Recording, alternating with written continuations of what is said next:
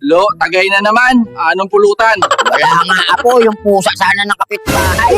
Kaso nung pinalo ko, nakailag. Yan.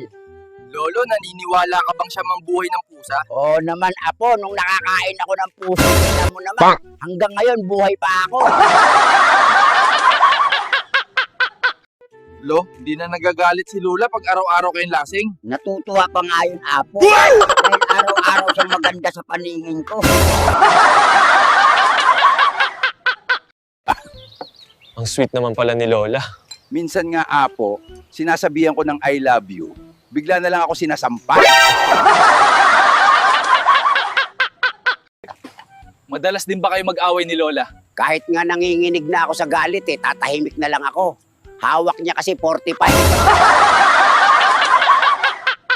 Pero Lo, ang tibay nyo ni Lola, no? Till death do us part. Oo naman apo. Hindi naman niya alam na marami akong chick. Lo, ano ang maipapayo mo para tumibay ang isang relasyon? Araw-araw Saka dapat magaling ka magtago ng sekreto.